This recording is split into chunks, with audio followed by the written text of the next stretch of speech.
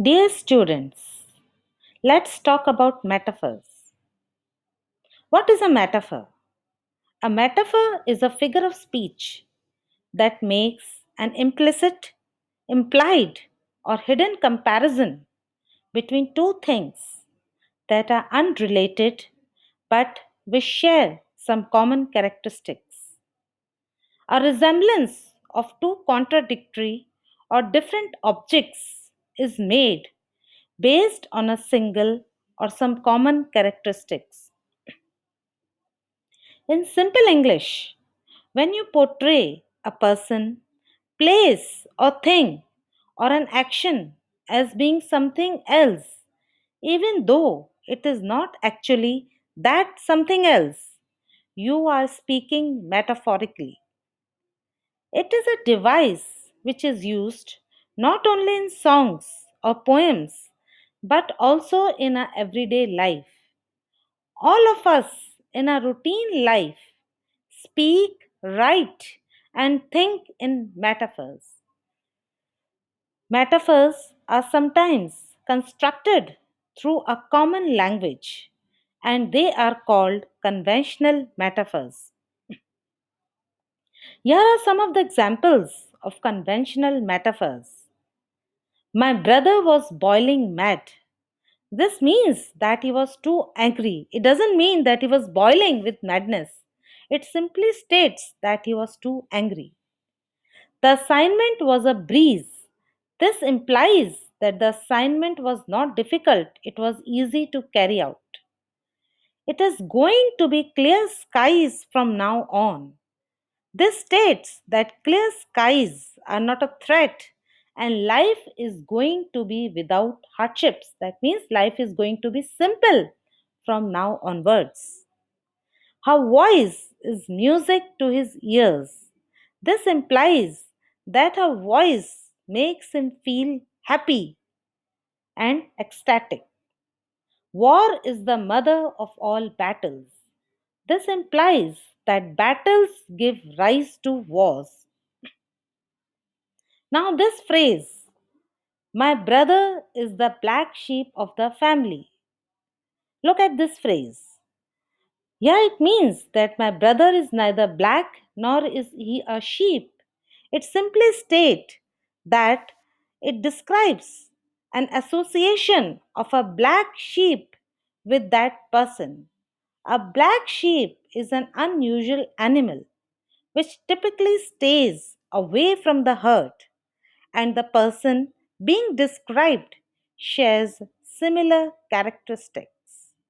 Night owl, a person who is nocturnal, who remains awake in night as an owl. Early bird, a person who arrives, or acts before the expected time. It is a very common phrase which we use, early bird, in our routine life.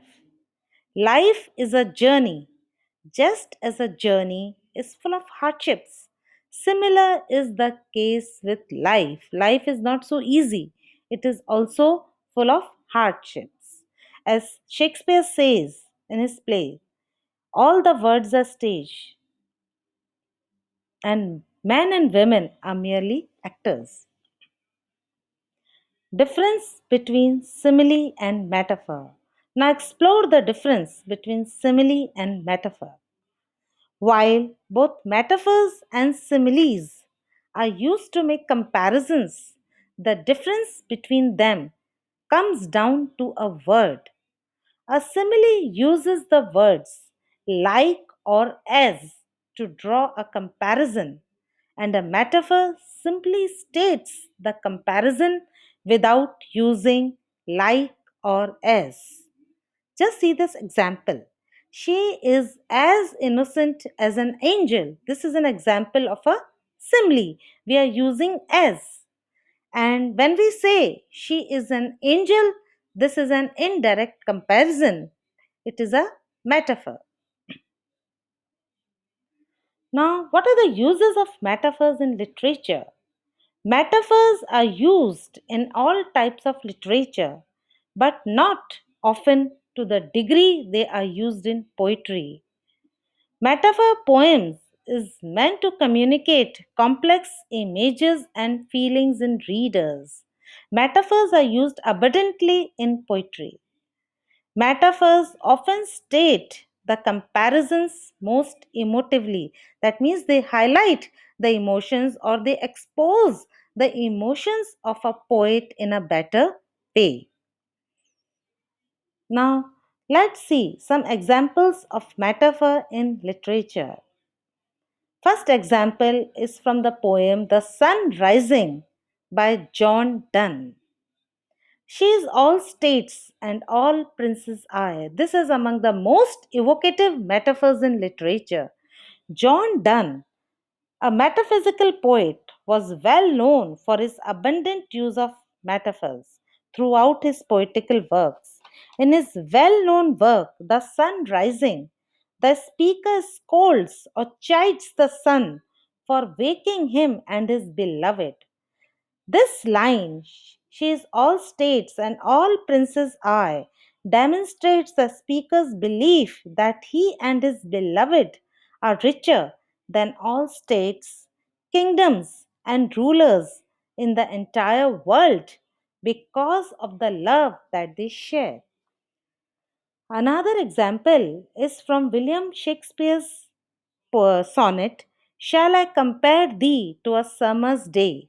This is also known as sonnet number 18. But thy eternal summer shall not fade. Shakespeare was the best exponent of metaphor, having made wide ranging use of them throughout his poetical works. This line, but the eternal summer shall not fade, it is an extended metaphor between the love of the speaker and the fairness of the summer season. He writes, The eternal summer, here taken to mean that the love of the subject shall not fade. Another example is again from the poem Sun Rising by John Donne. Busy old fool, unruly sun, why dost thou thus through windows and through curtains call on us? Here, the poet is chiding the sun. This is another example of a good metaphor where the sun is being called a fool by Donne, who is known for his use of weird metaphors. Now, what are the functions of metaphor? Let's see the functions of metaphor. Using appropriate metaphors appeals directly to the senses of listeners or readers, sharpening the imagination to comprehend what is being communicated to them. So these metaphors they appeal directly to the senses of the readers and the listeners. It gives a lifelike quality to our conversations and the characters of fiction or poetry.